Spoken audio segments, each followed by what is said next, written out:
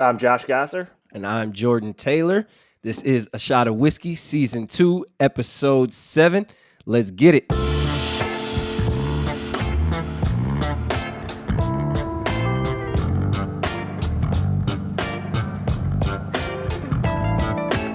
What's good, Badger fans? Welcome back. As mentioned, we got a very special guest for you today. But before we get into that, I am proud to tell you all that we have a new partner, Underdog Fantasy.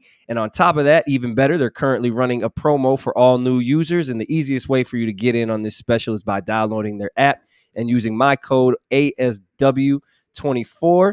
And even if you've already registered but haven't deposited, you can still use the promo. So stop playing around. Go jump in, use $100 and start playing along with me, Josh, and maybe our special guest all season long at Underdog Fantasy. And now what you all been waiting for, I think we've promised it. He doesn't know we've promised it, but we have promised it. At some point on A Shot of Whiskey, we got the one and only, the GOAT, the man, Frank Kaminsky. Frank the Tank, what's happening, man? What's going on? The only reason I'm on here is Jordan. I'll tell you, when Jordan asked me to come on, I said only if Josh asked nicely. Yeah. How did Josh ask you? Y'all never told me. You said it was sufficient, but I need the details. I said it was acceptable. I was a little underwhelmed, but it was acceptable. Josh, he just texted me. I know the games Frank tries to play. People don't realize that Frank didn't talk to me for like 10 straight days our senior year. We were like number 2 in the country, and Frank didn't say a word for me for 10 straight days. Yeah, he made me mad. I don't even remember. What was it? What was it? I remember exactly what it was. I think I accused you of being a bad friend, but I don't remember specifically why. It was because I had to go to class, my one class of the week, and you wanted to play a song for me that you're like, dude, I got this sweet song, and I was like, I gotta go to class. So I left and I went to class, and you didn't talk to me for 10 straight days. And we had You're number 2 in the country. What are you going to class for? It was my one class I had. Josh, do you use your degree? Sure. I have a job. Yeah. What was your degree in? I was marketing, just like you. And what was your? You was in Granger? Yeah, Granger. They let you in that mug? Someone got me. Yeah. That was messing with anybody, man. That's crazy. That's because you left. That's because you left, and there was nobody else left to be in the business school. I was like, I'll go in. I actually had decent grades, and but yeah, I was a Granger. Congrats on your studies, man. You should have stayed there for like an extra 5 minutes. Yeah, exactly. Yeah. No, I think after we graduated, I didn't talk to you for a while either, because we tried to organize a weekend for everyone to go to Madison forever, and Josh had something to do just every weekend for an entire summer. I had a wedding or something, and I couldn't make it. Every weekend. The guy who literally does nothing had something to do. You don't do anything, Josh. Now I don't do anything. I used to do a lot. What you used to do? What did you used to do? After college, what you do on the weekend? A wedding, a bachelor party, hang out with friends every weekend. So Frank wasn't. I don't know. What is that? What do you? No, it wasn't a friend. It's like, what did I do? Yeah, Frank. Yeah. I was on strippers. What you mean? Yeah. So I guess I didn't do that. You're right. Heinous activity, man. Who do y'all still talk to from y'all team? Or who do you talk to the most from your Final Four teams? I talk to Douye, Ben. I text with Sam every once in a while. I never really talk to Josh that much because Josh never talks to me. That's why Josh had to ask me nicely. Yeah. I see Nigel playing over here in Europe. I talk to him. I see him a lot in the summer working out. Feel like I stay in touch with obviously Jordan Smith, still my best friend. I talk to him like every day. Yeah. But I actually talked to Trey. I actually talked to Trey Jackson on the phone for like an hour and a half a few weeks back. So yeah, I try to keep in touch with everybody. But I try to, whenever like something happens or something comes up, like I try to reach out to people, or people reach out to me like every once in a while. But I feel like we're at that point in life. Everyone's got so much stuff going on. Yeah. It's hard to keep in touch and see everyone as much as you would like to. Frank planned his damn wedding where I couldn't make it, so I mean, he should plan his wedding around my schedule. I don't know what do you. You should have changed your schedule and made my wedding. That's a little crazy, Frank. You should. That's a little little crazy. He's a bad friend. I've been saying he's a bad friend. You see what happens when they give folks money, Josh. You know what I'm saying? You get new friends. That's crazy. I know. That's crazy, yo. Yo, Jordan Smith. I still haven't forgiven Jordan Smith for trying to take 27 tickets to the Minnesota game my senior year. Bro, I'll never forget asking who was it, Brian at the time, and I was like, Brian, yo, I need like 12, 13 tickets. He's like, we got none left. I'm like, what?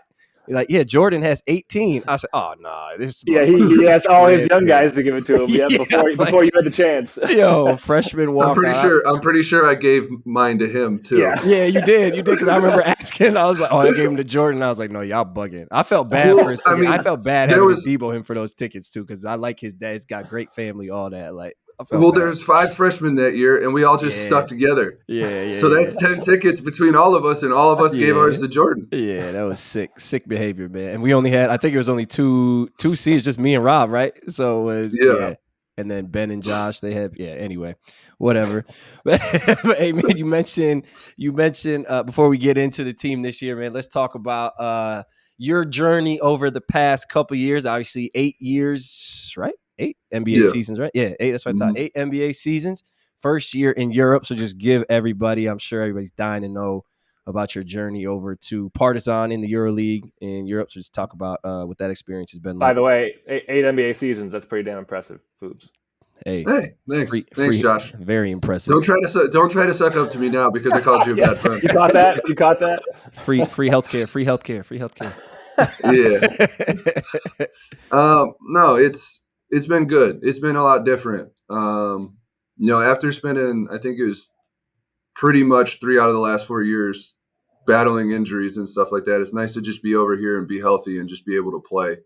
That was the whole thought process and reasoning behind coming over here. I just really wanted to play and just kind of experience something different and playing here. And I mean, the fans can go and look up like our arena and our fans and how crazy it is here. It's an awesome environment, awesome atmosphere. And it just kind of has made me find, a different thing in basketball that I felt like I was kind of missing. I loved playing in the crazy environments and being actually on the floor and not just, trying to rehab or not playing very much. So this has been a good experience for me.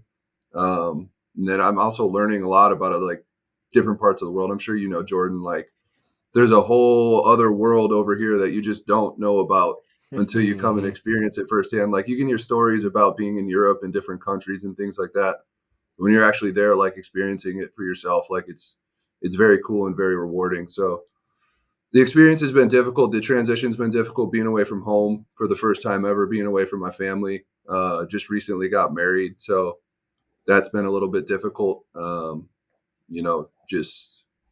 a new family and trying to go back and forth from Serbia to the United States. But no, it's been good. I've kind of caught my stride here. In the beginning, it was a little bit rough, but getting more and more comfortable with it as I go. Love. Talk about some of the things from your time in the NBA. What do you feel like Wisconsin helped you with the most in the NBA, and what do you feel like were things that could have helped more having a part of the program? I think the biggest thing was, I feel like Wisconsin always made you, I feel this way personally, like you always had to earn everything. Like nothing was handed to you. Like it was very few players that walked in the door at Wisconsin and got handed something immediately. Like we all had to earn our spot, like earn our minutes, earn our chance, our opportunity to play. So that's something I really kind of kept with me. I know I was a lottery pick and everything, but even then, like you still got to earn every minute, every position. The last 2 years in the NBA, I was just dealing with a knee injury basically the whole time. And I feel like the way that I work and like the person I am and how I approach things, I kind of learned that at Wisconsin. And I think that really helped me stick around and continue to keep having opportunities in the league. I think that's the hardest to me, just from all the injuries that I've had, like being injured in the league and just in general has to be the most frustrating experience maybe in all of life. Cause like, it's hard enough to compete with the best players in the world, but then competing like kind of handicapped, I guess, for lack of a better term, is gotta be just almost demoralizing at times. It is. And I mean, the rehab process is, I don't know how to say it. It sucks. It's horrible. Like just from day one, like when you're coming back, especially me, I had a pretty major knee surgery. and they told me it was going to be 8 to 10 weeks, and I missed like 7 or 8 months. Like, it's just, it never goes how you want it to go. And it's just like frustrating because you want to play and be back out there so bad, but it just like sometimes it doesn't happen like that. And then especially the NBA being a business, you're like, am I going to be somewhere? Like, how's this going to affect my career? You know, how's it going to affect the situation I'm in? And like, there's just a whole physical side and there's a whole mental side to it. And it's not fun. I didn't enjoy it. But being over here, just being healthy and not have to worry about that again, like, it's been like a breath of fresh air, just knowing that I'm healthy, I can play. I don't have to worry about that anymore. Man, that's Josh, chime in. You're here. You're a host, man. You're the host, man. It's your show. You a host. You over there. You are afraid of Frank, huh? Every time I talk to him, he just gets mad at me. So no.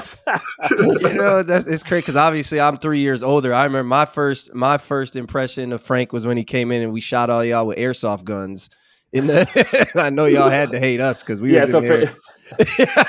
At first had to hate us over here making you put hands on the wall, shooting you with airsoft guns, man. That was crazy. Yeah, Sorry. you also can't get past the perception of Frank his freshman year. I don't think you realize how great as a player. No, I should call Coach Ryan and ask him for some back pay because he had Berg in there, man. He should have been playing Frank. You know what I'm saying? I might have got drafted. Shit. I wasn't ready at that point.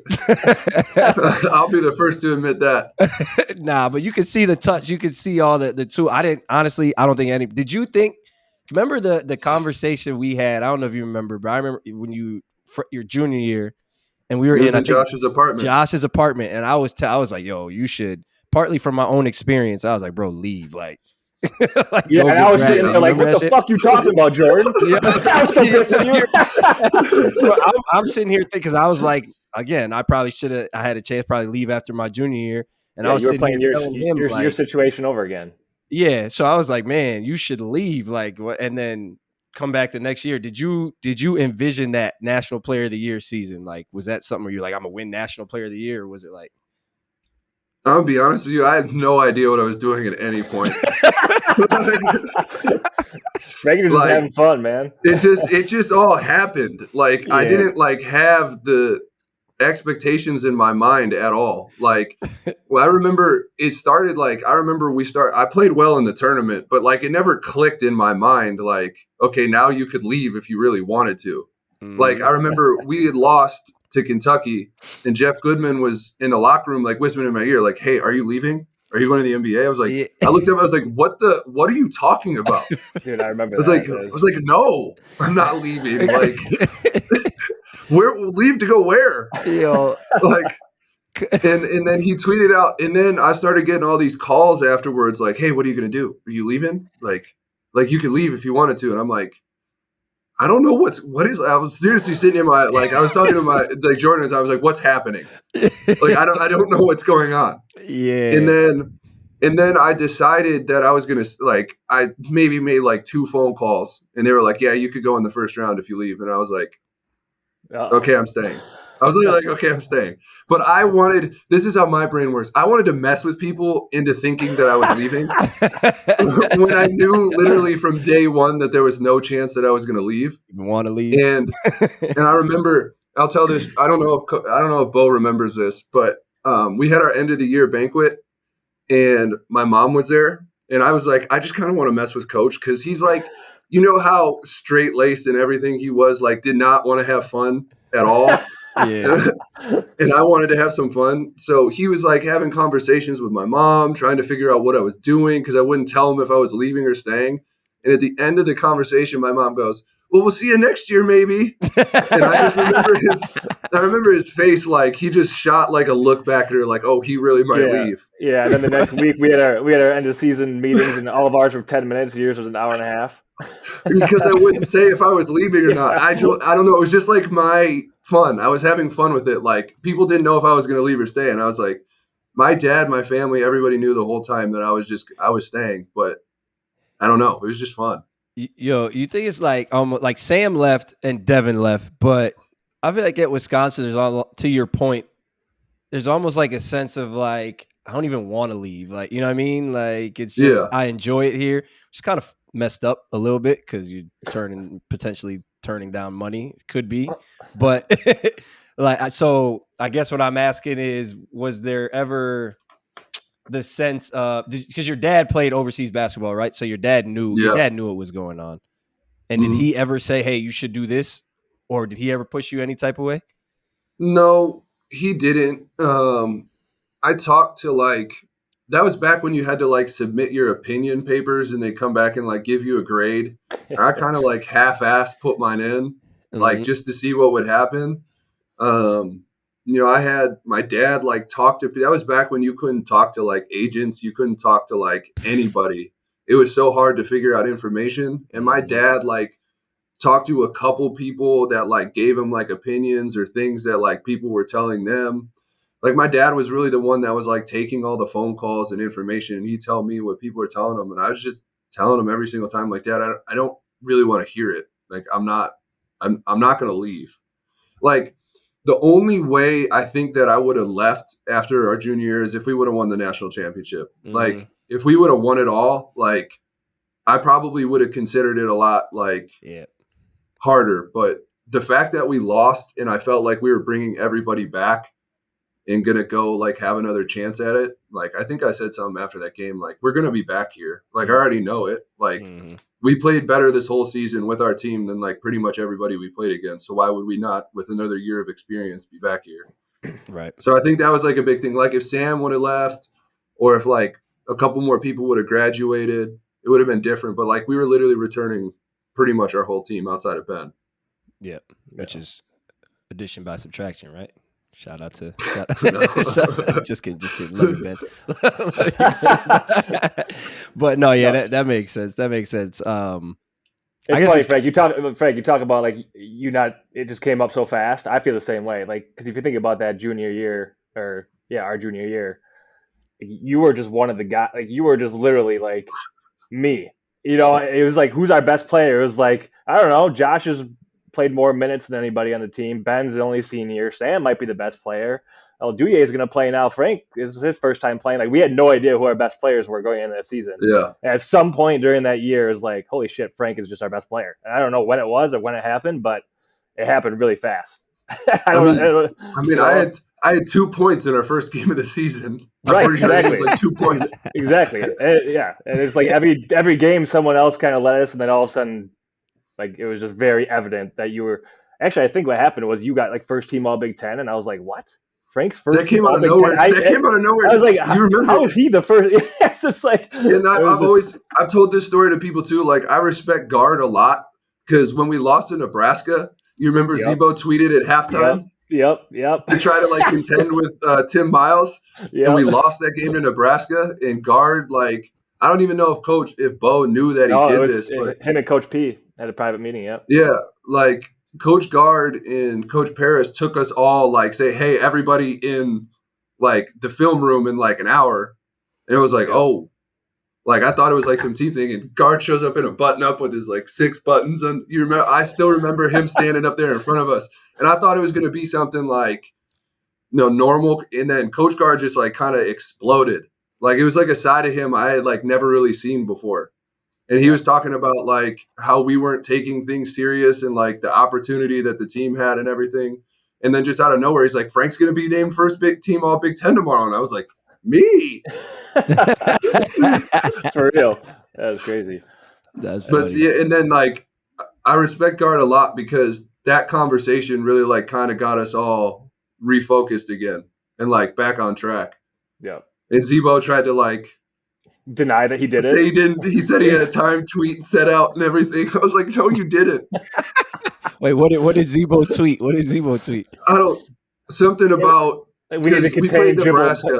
We need to contain dribble penetration because Tim Miles used to tweet at halftime, the Nebraska coach, analysis from the first half. So Zebo tweeted at Coach Tim Miles, we need to just at something halftime. Stupid. Yeah, at halftime. He tweeted at their coach because their coach would tweet at halftime. It's just the shit we did, man. It was, I don't know. And Coach Guard exploded. He snapped.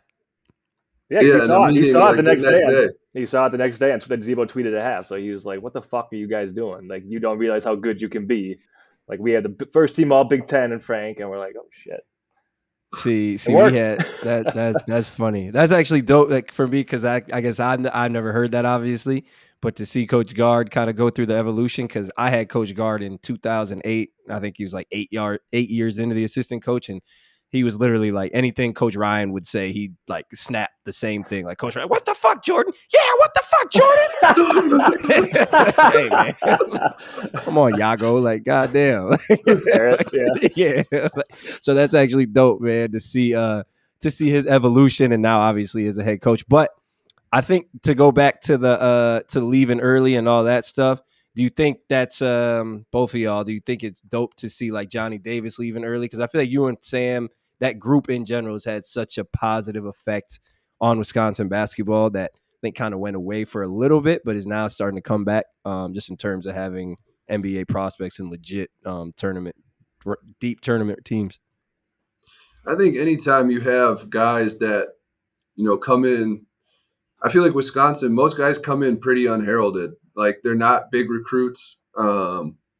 They kind of got to earn their spot. And I think whenever anybody can work their way into a situation where they get the opportunity to leave school early and go get drafted, especially if you're going to be like a top pick, like think about how small of a percentage of like the basketball population that gets that opportunity. And the fact that it comes from your school is extremely cool. Like there's obviously schools like Kentucky and Duke and North Carolina and all those places that just pump out NBA prospects every year. But like schools like Wisconsin, like it's all about player development. And when you can take a guy that not a lot of schools wanted and develop him into like a legit All-American NBA type prospect, I think that speaks volumes to like the coaching staff, the school, the environment, just everything. Like me, I came out of nowhere. Like I think everyone knows that. Like Wisconsin was Wisconsin and Northwestern were like my two offers. Like that was realistically it.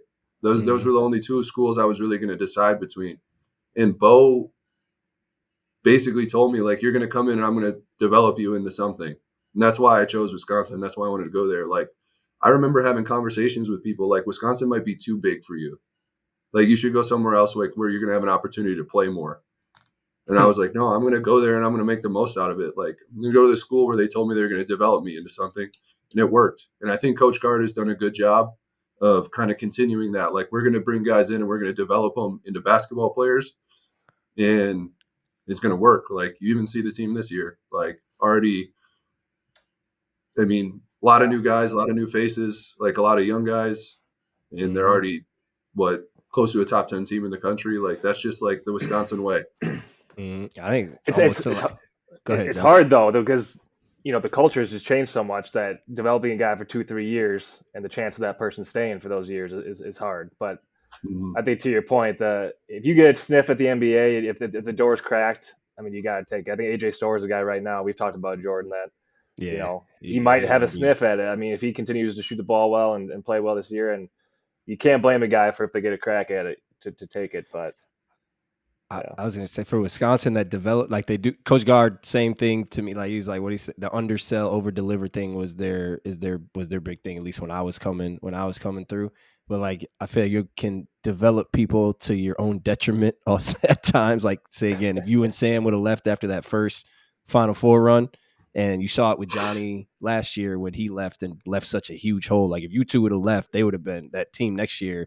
No disrespect, Josh, but you guys would have struggled because it would have left two big ass holes in the lineup. So it's like now with guys leaving, you do almost. I wonder if they're going to have to change their recruiting style to be able to fill the holes. Like if AJ leaves this year, how are they going to fill that hole? I mean, I think the transfer portal now definitely alleviates a lot of that. Yeah. I mean, AJ was a transfer, so I mean, Wisconsin's a good school, and I'm assuming I don't know exactly how all the NIL stuff works and how all the transfer portal stuff works, because I'm sure if I found out, it'd just make me mad. But it wouldn't make you that mad. It wouldn't make you that bad. No, I just wanted a car. That's how I've told people. Like if I would have NIL, you wouldn't have given me that much money. I just wanted a car. How much money do you think you would have got going into your senior year? How much money would you have asked for? How much money would you have asked for? People ask me all the time. I don't think I would have asked for that much money. I would just ask for a lot of free stuff. Frank would have literally asked for, dude, you know what? Frank and I, in our argument Frank and I had after our first Final Four run, we had the opportunity to get a Final Four ring, like a ring, or like a pair of headphones, and Frank as a team, and we can only pick one. This is how it was back then. And Frank was so adamant on getting a pair of headphones over the Final Four ring, and I was like, "Are you fucking kidding me, Frank? We are getting a ring." And he's like, "Dude, I need a pair of headphones." I'm like. So that's how cheap Frank was. Frank would have taken like $20,000 bucks. That tells me he would have taken the money. That tells me he might have transferred. He might have been in North Carolina the next year. What's telling me is he would accept like $5,000. He would accept like $5,000. Somebody would have offered me like $100,000 to transfer, and then Wisconsin would have been like, "We'll give you free food for like exactly like unlimited Chipotle," and I'm like, "Sold." Exactly. See, that's why I can't remember our bosses on this podcast. I tried to offer him a $15 Chipotle gift card to come on one of my other podcasts, but he declined. I was disgusted. Evan Turner, man, he's a bougie person. So just keep that in mind, man. If I ever need you for something else, if I get you some Chipotle, you in? Remember your humble beginnings. You know what I'm saying? Yeah, that's so good. That's so nice to hear, man. That's so nice to hear. Frank, I don't think people fully realize how big you were on that topic on campus our senior year, though. Yeah. Like, do you recall, I don't know, I guess, just want to give you credit for that, first of all, but also the way you handled it. Sucking up. No, I'm jocking, Josh. No, I'm saying, like, obviously what you did on the court was pretty impressive, but the way you handled the off-the-court stuff, I don't think people fully realize how, like, unselfish you were and how critical that was to our success. But like, what do you recall about all that attention in the preseason, during the season, from campus students? I mean, I remember parties we had, and it was just like people literally, like 100 students lined up outside our apartment door trying to get into a party and shit like that. And just the media and fans, like, how much do you hate that or love it, or how do you handle it? I wouldn't say I hated it, but I definitely didn't love it. I definitely didn't like all the attention because I just wanted to like do what I wanted to do. Like, you know me, I just want to do what I want to do when I want to do it. And I don't like when people get in the way of that. And like when I wanted to go out and have fun, like with our friends, teammates, like people would come to visit, like especially my senior year, when it's your last year, you always have people coming to visit, like trying to make it to games and stuff. And when they take like the 4 or 5 hour drive to come to Madison, like you want to go out with your friends and enjoy it. And sometimes like other people would get in the way of that. And I didn't like that as much. I mean, the biggest thing was, I mean, you know this too, Josh, like being on that Sports Illustrated cover, like the amount of people that wanted like autographs on that cover was, they'd wait outside like the apartment building. They'd wait outside, like they figured out the doors we would walk out of the arena. At 4 a.m, we get back from road trips. Yeah. Yeah. Like it's just nuts. Like that part, like it was cool, but it's like, I didn't necessarily like it. Like I just kind of wished it would go away at points and we could just like enjoy ourselves. But I guess that's just part of the territory. Like I've gotten like accustomed to it over like the years, but like that specific window where it was like, we didn't have like a lot of that stuff at all. And then we go to the Final Four and then it's just like a wave of everything all at once. It was just like a lot to adjust to and handle. But it was fun. Like there's always the good things, like, you know, a mom with like her little son, that like kid that comes up, like he looks up to you, like he would really just love a picture. Like those things are always cool. But then it's like you got these old men who just like want something from you. It's just like talking to you about how to guard Michigan State for 30 minutes. Like you're like, bro, I'm sitting, get the fuck out of my face. Exactly. Like you go out to a restaurant with your family and people just like kind of keep coming up to you. Like it was like cool, but it's like trying to enjoy some time. I mean, we used to go to football games and tailgate and stuff, and it used to be fun. But you know, that whole year, it was we had a good time with that. But yeah, I mean, our whole team was kind of in that, but it was because of you. I mean, you were just like, it was crazy, man. It was just like, I think it was you almost didn't want you to be there. It was, but it was. I mean, you're 7 feet tall. You're on the Sports Illustrated cover. I mean, you were big shit, and it was really annoying because they don't realize that you're a loser and all that. But it was just like, you know, it was just like, I mean, we couldn't even go out to, you know, the Wandos and KK and do that type of stuff. It was just weird, and it was because of the attention that you brought. I don't know. It was crazy. I remember I would go around telling everybody on campus I was Josh. So that's how I deflected. I remember specifically, since I'm a loser, I remember specifically everyone being, "Oh, it's just Josh." Yeah.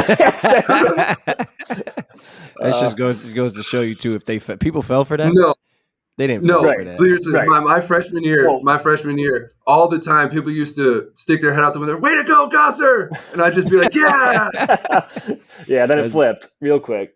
That's way better. That's way better than being confused for Diamond Taylor, who got kicked out of school for stealing. That was tough times, man. Tough times. Yo, but we got cover the current team at least for a minute. I know it's hard to watch some of the games from overseas and then just moving all around the country, obviously. But I want to talk specifically about Steven Crowl. Obviously, he's big man right now. I think John Blackwell will have a chance to be a prospect. AJ is going to have a chance to be a prospect, but just give your 2 cents on what you have seen from Steven about some of the things that you like and what he has to work on to potentially become the next big man to go to the league from Wisconsin, if that's a possibility. I mean, I like that he can do a little bit of everything. I mean, that's kind of how I started out was, just do a little bit of everything. You can shoot, you can post up, you can pass, he'll block some shots, plays defense. That's kind of how you start. But then I think for him to take that next jump, you got to figure out what you're great at and excel at it at a high level against the best competition. Mm-hmm. I think in big games, you got to play your best basketball and kind of like dominate. And that's where I'd like to see him like move forward. When tournament time comes and like Big Ten tournament and like big games in the Big Ten down the stretch, like if you start really playing well and putting everything together, like you're always going to give yourself a chance at the next level. Because I think the NBA specifically, like they love bigs that can do a lot of everything now. Mm-hmm. Like you have the ability to pass. They can throw you the ball. You can shoot. You can score. You can run. But the NBA is a whole nother physicality level too. Like that's a big thing as well. Like you saw Embid had 70 points last night. Like you got to be able to go out there and guard guys like that. So, you always give yourself a chance. And meanwhile, Karl-Anthony Towns made 10 threes. So another big guy. Exactly. Night, like, so. you know what I hate? Versatile. You know what I hate about that stuff though is like you say, and that's coming during the draft process, and people are asking you questions like that and saying, "Oh, how can you guard Embid or Westbrook?" It's like nobody can. So why are you asking me that? You know what I'm saying? What are you asking? I used to get that all the time. It's like people would say like, "Is he going to go out there and be like a Jokic stopper?" It's like, no, who is? That's what you're condemning me me the for. Tape on a guy that is, and then like somebody's like, "Oh, he slowed him down," and then you look at me at 21, 12, and 8. It's like, oh yeah, he had an off night. He didn't have a triple double. He almost did. I watched the Sixers game last night live, and the commentators were like, "Oh, Wemby did a good job against Embiid. He had 32 in the first quarter." Like, bro, what? And he really wasn't even punished. He was really shooting jumpers. Like, he could have bullied him the whole game. I was like, bro, you guys are sick for this. Like, absolutely sick. It gets out of control sometimes. Like, I won't condemn, but like, sometimes the media will just prop someone up no matter what. And you could have 70 scored on you and they'll still be sitting there saying you did a good job. It's like, no, you did not do a good job. You did one of the worst jobs in NBA history, actually.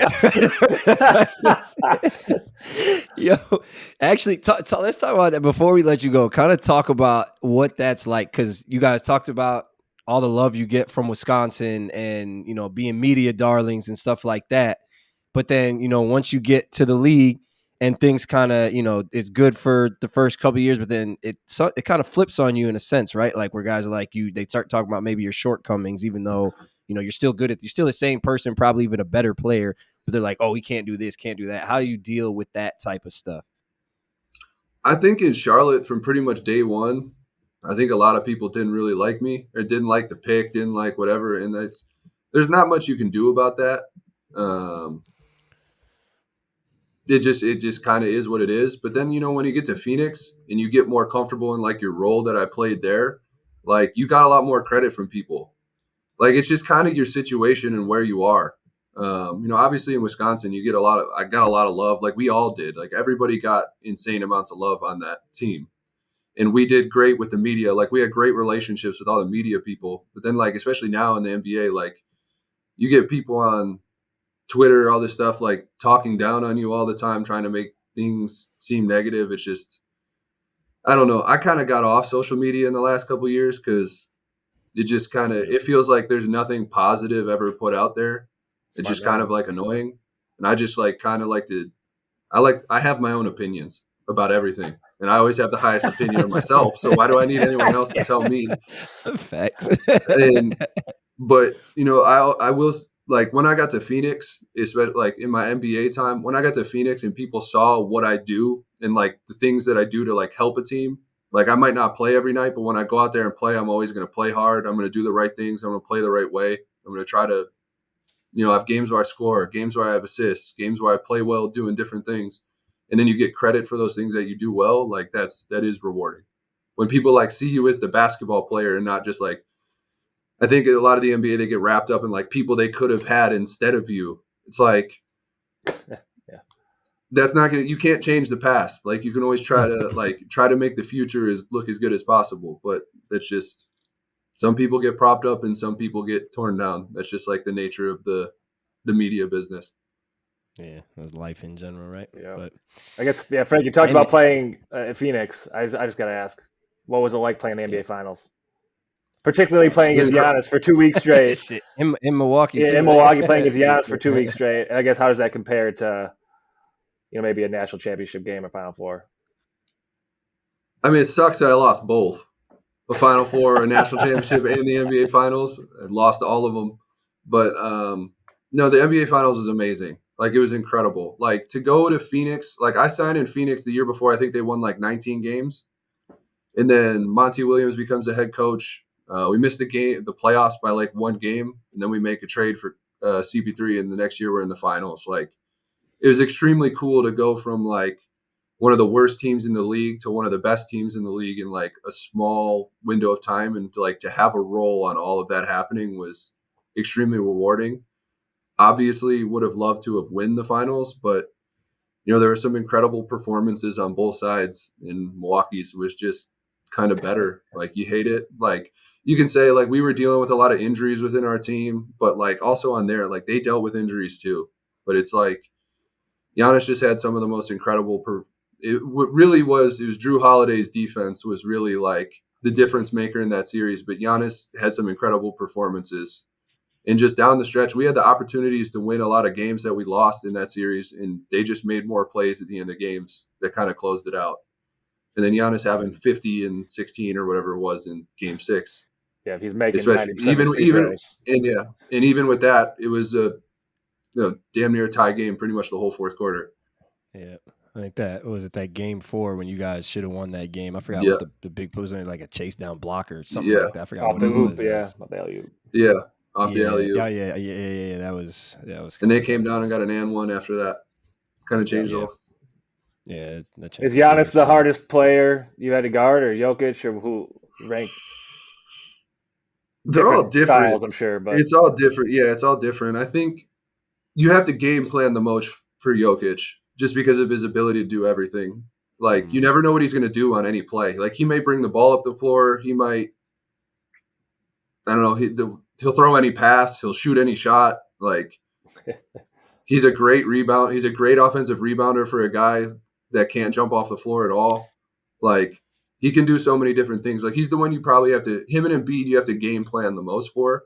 But, like, Giannis, you game plan for him, and he'll just run through you the entire game. Like, his motor is definitely the best out of the 3 of those guys. So it's just like, it kind of depends on what you get that night from those specific people. I feel like Jokic doesn't get the credit for being the athlete that he is, though. Just being like, as the touch he had. I feel like you guys are similar in that nature, though. Like, just you guys don't jump crazy off the floor, but your touch and like your body control and be able to spin in traffic, you know what I'm saying? Pass and all that. So I feel you guys are similar in that matter. But look, man, that's all we got for you, man. So, you know, we probably could do this all day. Obviously, we probably have to. Hey, Frank, we did an all-time Wisconsin draft. Did you hear that? Where do you think you went? Where do you think you went? Yeah. All time, we did a draft. I think we had 18 dudes. We had a draft, starting 5 and the 6th man. Where do you think you went? Where do you think you should have went? Who drafted first? The cheater over here. My show. It went Jordan Q, and then me. Jordan Quinton Smith and me was the draft order. I thought Q went last. Q went second. Number 2. All right, that's where you went. Jordan took Devin Harris. No, hell no. I took me. Shit. Okay, fine. Not first. Not first. No, not Jordan first. took Mike but Finley. I took Finley first. Yeah. Only because February. I knew it would be Black History Month. I knew it would be somebody first. I choose me first personally. Yeah. You knew Jordan won. Yeah. That goes back. No, I had to take Finn. That's why I asked who drafted first. Martin Luther King Day. I would have taken you. I would have taken Jordan's you first. Still mad at me Finley. that I stayed for my senior year when he told me I should have left. Listen to me, damn it. Hey, but nah, man, we'll have you back on. We'll try and have a fantasy draft with you. I'll make Josh come sign your shoes or something, right? So you come on again, man. So. Yeah, Josh, can I get a signature? Actually, Josh, can I make a plan where you actually show up in our friend and hang out with people? Oh, okay.